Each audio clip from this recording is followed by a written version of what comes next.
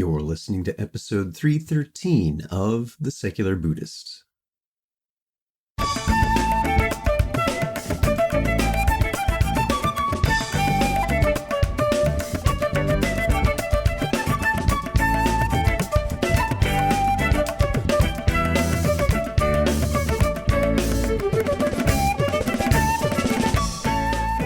Welcome to The Secular Buddhist. I'm Ted Meissner. The Secular Buddhist is the official podcast of the Secular Buddhist Association, a grassroots-driven effort to answer the needs of secular teaching and practice for contemporary society. The podcast has interviews and roundtable discussions pertaining to engaged Buddhist training and practice, and the SBA website has show notes for each episode along with resource materials. Though the podcast focuses on core practices from a secular viewpoint, more traditional teachings are welcome and openly discussed. Author and teacher Ben Connelly joins us to speak about mindfulness and intimacy.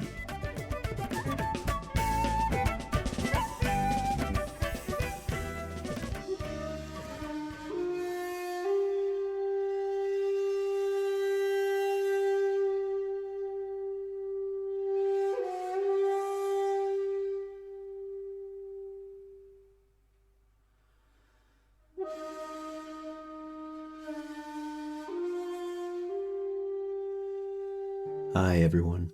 Before we begin today's episode, I'd like to mention this podcast and the supporting website, discussion forums, our live online practice circle, and other services provided by the Secular Buddhist Association are supported by you. If you find this episode or any other offerings helpful to you in some way, I ask that you take a moment and visit secularbuddhism.org and click on the contributions button. There are many ways you can help, which are listed on that page. And if you make a donation, it's tax deductible and helps ensure the SBA is able to continue the exploration of secular Buddhism. Thank you. We're glad to have you join us in the conversation. In mindfulness practice, there is sometimes language used around getting some space, perspective, or distance. The implication is clear. Separation and remoteness seems to be the goal. And there is also use of leaning in and getting closer to experience, which seems to have a different intention. Intimacy is interesting that way. While getting more deeply connected, perspective and space is nurtured. Ben Connelly is a Soto Zen teacher and Dharma heir in the Katagiri lineage. He also teaches mindfulness in a wide variety of secular contexts, including police and corporate training, correctional facilities, and addiction recovery and wellness groups. Ben is based at Minnesota Zen Meditation Center and travels to teach across the United States. He's the author of Inside the Grass Hut, Living Shito's classic Zen poem, and Inside Vasubandhu's Yogacara, Practitioner's Guide. He lives in Minneapolis, Minnesota. So, sit back, relax, and have a nice Minnesota Melodies tea. Our guest today is Ben Connelly. Ben, welcome to the podcast. Hello, Ted. Good to be here. So for those who are listening, this is really a treat for me because Ben and I know each other. We go way, way back at the Minnesota Zen Center, where Ben is still located. And I was very pleasantly surprised to hear about his third book, and that's what we're here to talk about today. But before we get started on that, Ben, why don't you tell us a little bit about your background for the listeners who might not be familiar with your work? Sure. Well, I'm a Soto Zen priest and Dharma heir, but some things led up to that being the case. So, yeah, I recall, I think you were at Minnesota Zen Meditation Center, where I still teach and where I started my practice when I first came in there, not really that long ago compared to a lot of people I know. I started practicing a little over 15 years ago. I basically came to practice because I had complete emotional crisis going on. I had problems with mental illness. I'm a recovering drug addict and alcoholic, and I had just started to be able to get those things under control. Well, I was not using drugs and alcohol, so that was good, but I was still completely bonkers. So I was looking for ways to be well, and it started to look like meditation might be helpful. I was also interested in ways to be well that would be rooted in a religious or spiritual tradition. So I was like reading the Bible and I reading some of the Quran and reading books from all these religious traditions. And I would read when I read Buddhist books, in particular Zen books. I recall specifically books by Thich Nhat Hanh that they resonated really deeply. I was like, oh, I was raised secular humanist, pretty atheist, so it was not clear to me that anything religious would be a fit for me. But these things made sense, and I kind of felt like it was sort of like, oh, I found some people who have something that really speaks to me. So I just started meditating in my house. And after I'd been doing that every day for about a month, I happened to live 3/4 of a mile from the Minnesota Zen Meditation Center. So sometimes people say, how did you end up being a Zen priest? And I'm like, well, I wanted to meditate, and the nearest place to my house was a good fit. I So was I just mean, talking about that. You tend to go to the place that's closest, and if you're very fortunate, it's a good fit for who you are already. yeah, yeah. And I mean, I know people who travel, halfway across the country to find this. So I'm really fortunate. Anyway, yeah, I just came in for meditation and I thought the meditation was super nice. And then they started chanting and I got up. I was just like, oh my God, what is happening? I jumped up and left the building. And I remember I still have a vivid memory of as I was walking out of the building, I could hear there's a thing called a makuyo, which is a little wooden drum that they use to accompany chanting. And that started up. And I just thought, oh my gosh, what's going on in there? This is crazy. So I kind of freaked out. Anyway, my You experience came with back. yeah, exactly. The meditation resonated. So I came back.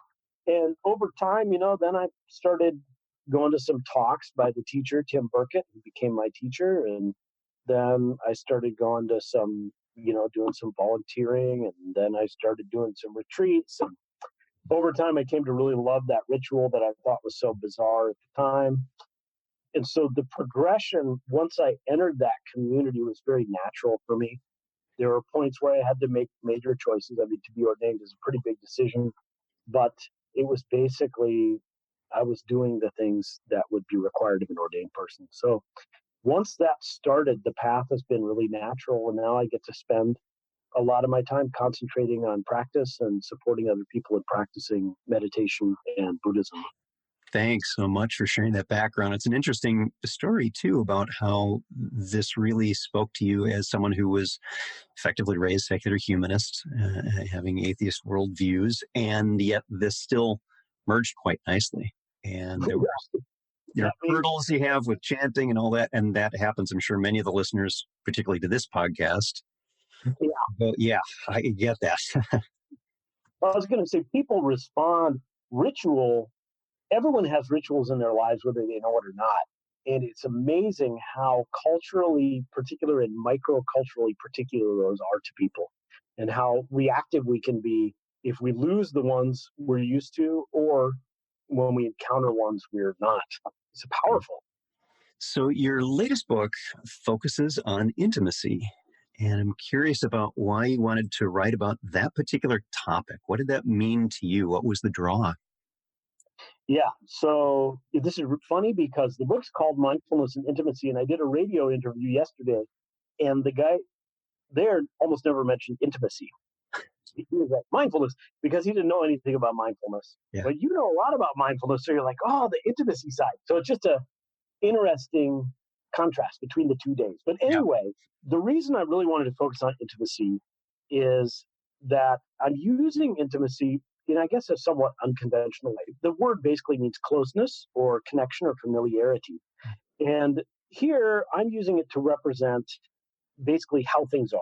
Everything, according to Buddhist teachings and according to how I perceive the world, is intimately interconnected all the time. So each thing is produced by everything, and each thing influences everything else. So every possible phenomenon that we encounter is intimately connected to everything else. So that's kind of like the broadest view. And then intimacy kind of is represented in our experience, or we experience it as relationality, how we relate to community, to our families, to systems we're involved in, and also to ourselves. And I wanted to highlight this in relationship to mindfulness because as a Zen person, a lot of times actually our Zen teachings emphasize the intimacy side and de-emphasize mindfulness as a very powerful psychological tool. And so my last book actually was more about bringing mindfulness more and more into Zen communities.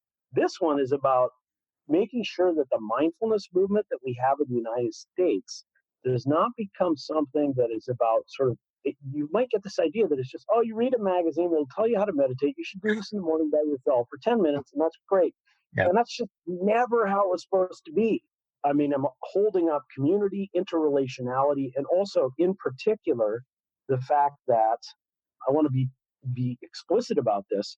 Mindfulness, one of the main critiques of the current American mindfulness movement is it may be a way to just make people complacent within their locus in the current systems that we have. And we have many systems currently that we live in that are very harmful. Racism, white supremacy, patriarchy, ageism, ableism, you can go down the list, transphobia. So I want a mindfulness that recognizes that we're always connected to those systems. And so our practice is about making everyone free from them internally. Yeah, and I completely agree with that idea that mindfulness is that what you just described. And on my other podcast, I go into great lengths about pushing back on the complacency thing because I disagree with that. That's not what I'm seeing even in my own teaching in the corporate world or others. No one I know who teaches it that way. And I see a lot of criticism about it, and it typically comes from a place of not knowing. But we cover that in a different podcast. So for here. Well, I do secular mindfulness training extensively. So I'm not really critiquing any individual. It's just you can see like in the public discourse. Yes, exactly. Most of the people who are not very knowledgeable about it, talking about it like in magazines and newspapers. So no, I'm not surprised upholding something else. Yeah.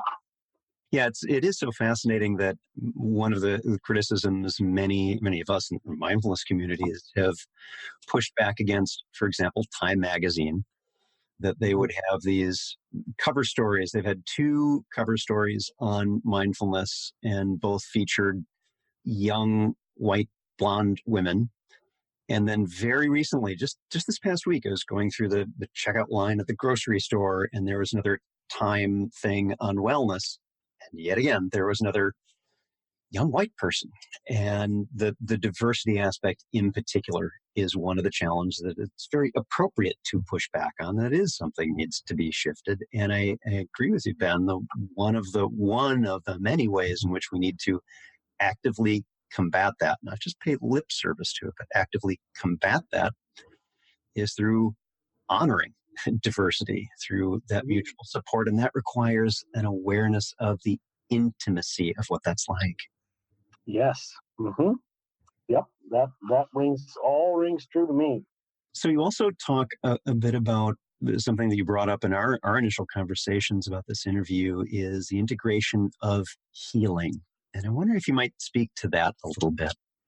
Yeah. So words, they have a definition in the dictionary, but they always mean different things to people at different times.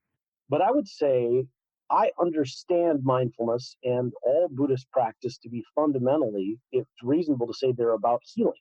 So the idea is there is a vast system whereby people suffer, and you can do something about it. I would say that is my summation of the Four Noble Truths. There's a vast amount of suffering, and you can do something about it. Yeah. So if what you're doing is doing something about suffering, that sounds like healing to me. So in a sense, now the other word I like to use is liberation, freeing people from suffering. And they just have different connotations to people when they hear them. You know what I mean? So some people, when they hear that healing, they recognize, oh, I have pain in my life. I know people who have pain. I want to heal that. Other people, the language of liberation is going to be more of a powerful thing. Ultimately, the practices aren't different that I'm talking about, but that's where I'm coming from. I'm not coming from a physical healing about which I know very little. So you also mentioned, and I'm wondering if you could illustrate this a little bit more for us, Yogacara.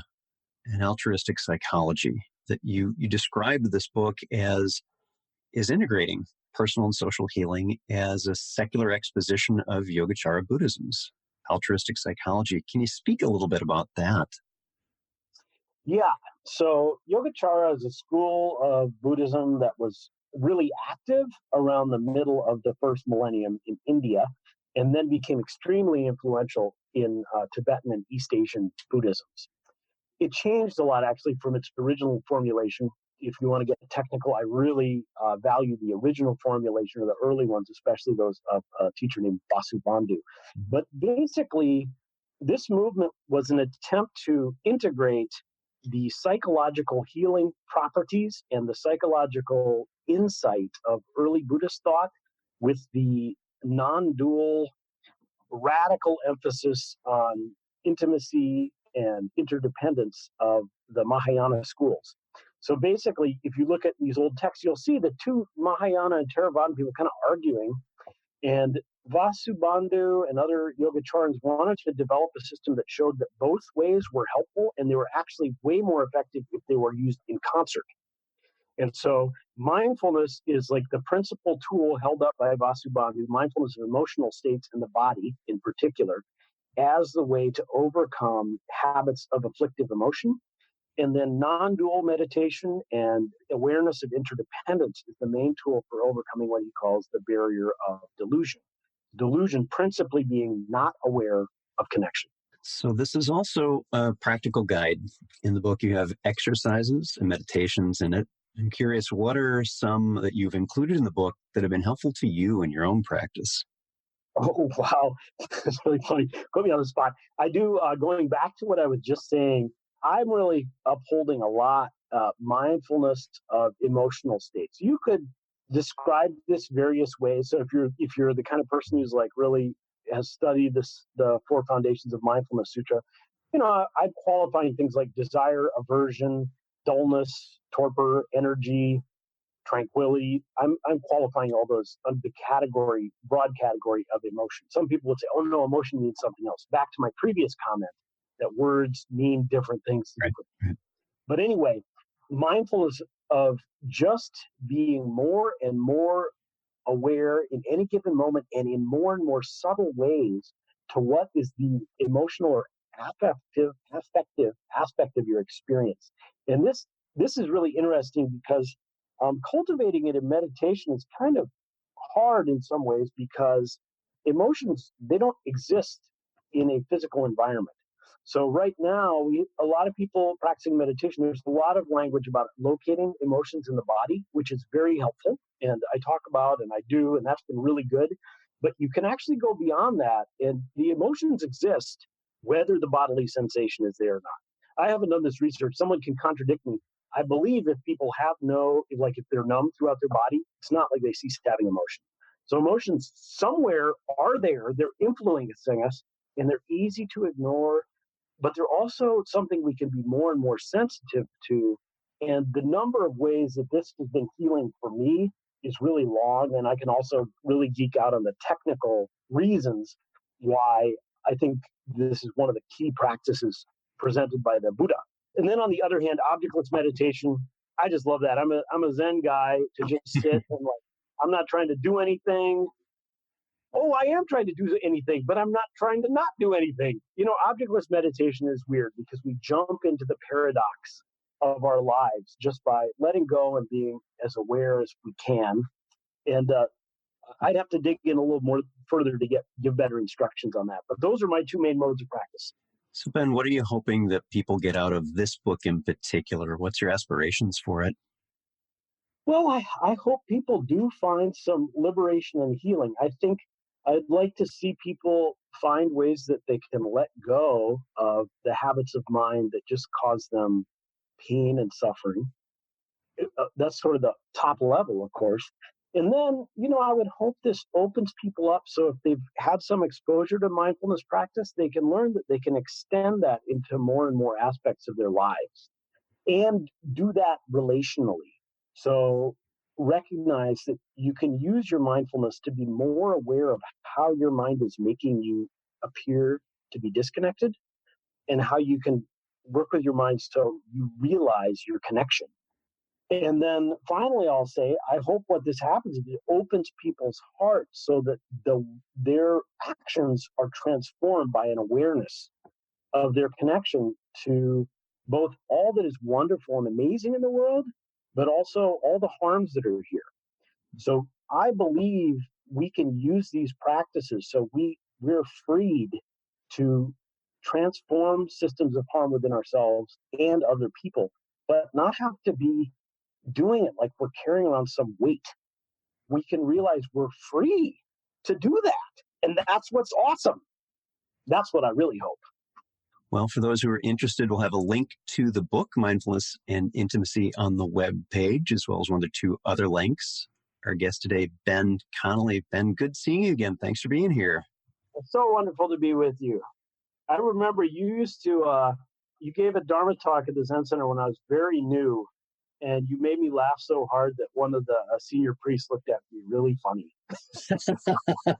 Can you imagine the look they gave me? Anyway, it's a wonderful to have the opportunity to talk to you. Thank you. Thanks, Ben.